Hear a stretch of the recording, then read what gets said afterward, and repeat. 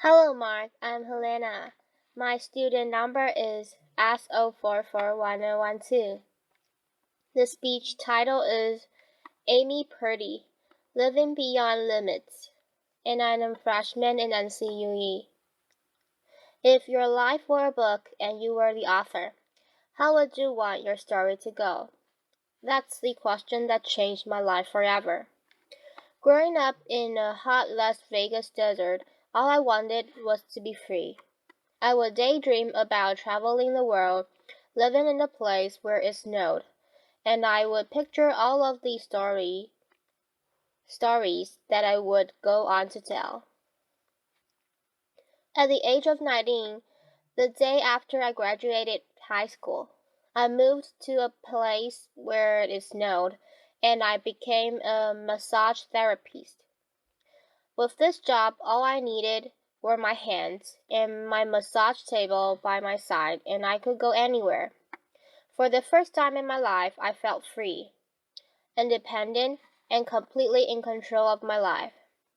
That is, until my life took a detour. I went home from work early one day with what I thought was the flu, and less than 24 hours later I was in the hospital on life support, with less than a 2% chance of living. It wasn't until days later, as I lay in a coma, that the doctors diagnosed me with bacteria meningitis, a vaccine-preventable blood infection. Over the course of 2.5 months, I lost my spleen, my kidneys, the hearing in my left ear, and both of my legs below the knee. When my parents wheeled me out of the hospital, I felt like I had been pieced back together like a patchwork doll. I thought the worst was over until weeks later when I saw my new legs for the first time.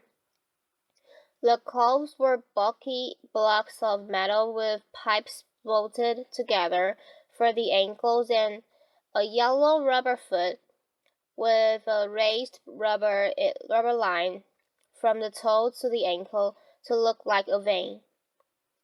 I didn't know what to expect, but I wasn't expecting that.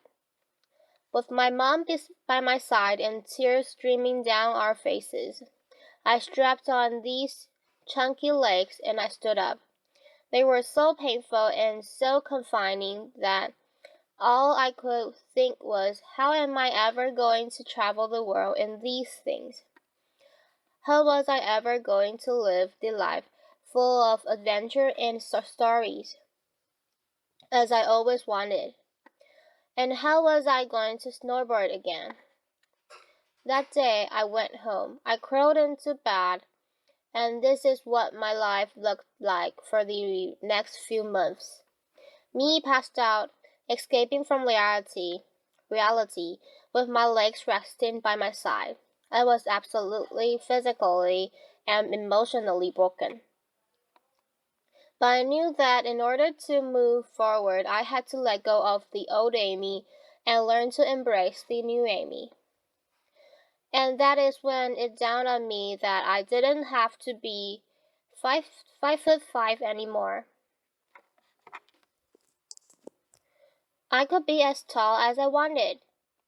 Laughter, applause, or as short as I wanted, depending on who I was dating. Laughter. And if I snowboarded again, my feet aren't going to get cold.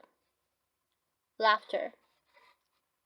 And best of all, I thought, I can make my feet the size of all the shoes that are on the sales rack.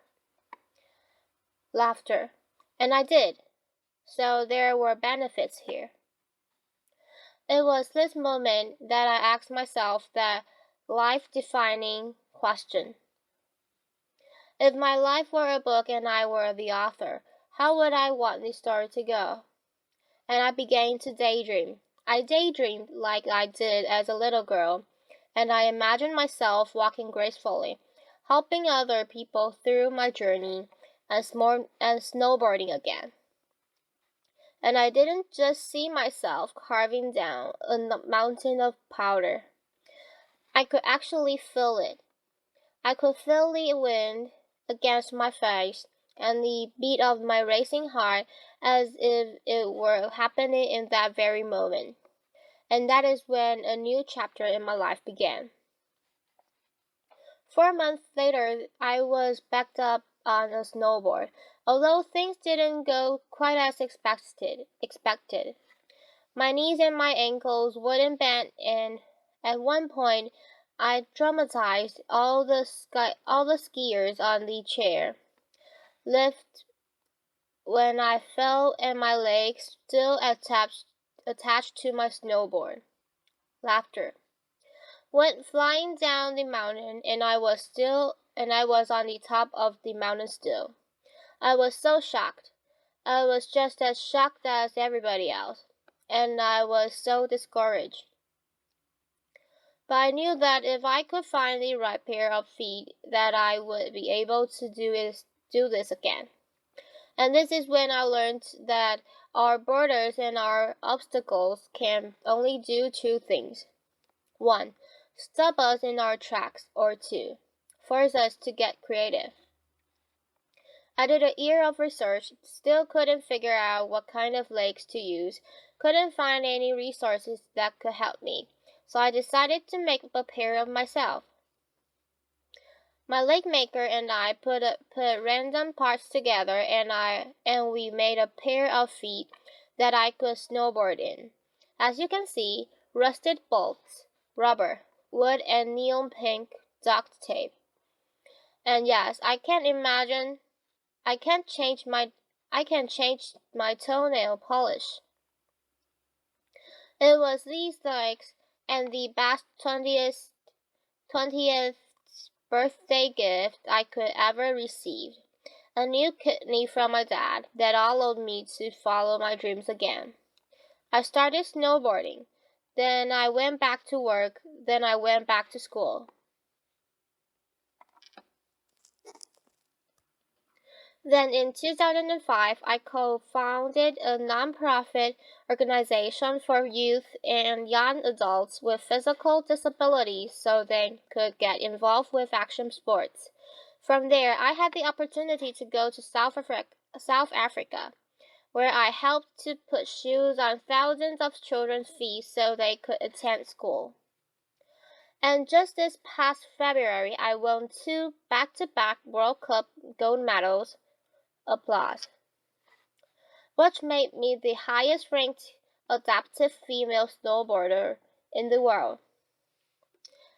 11 years ago, when I lost my legs, I had no idea what to expect. But if you ask me today if I would ever want to change my situation, I would have to say no. Because my legs haven't disabled me. If anything, they've enabled me. They forced me to rely on my imagination and to believe in the possibilities.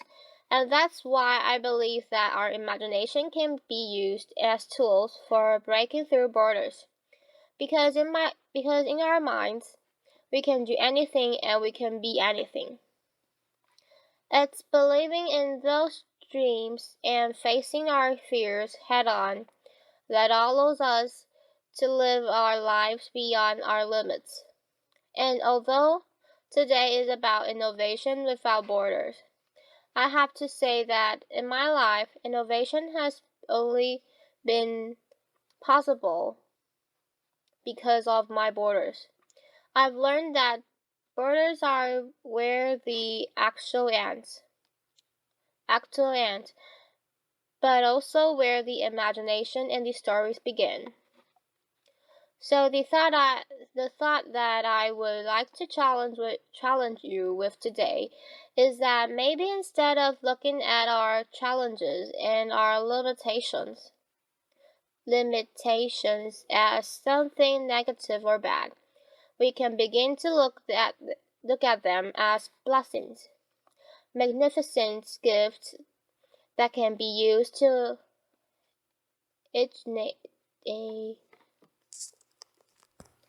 ignite our imagination and helped us to go further than we ever knew we could go.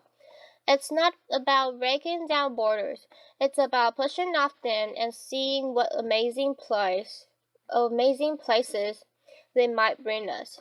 Thank you.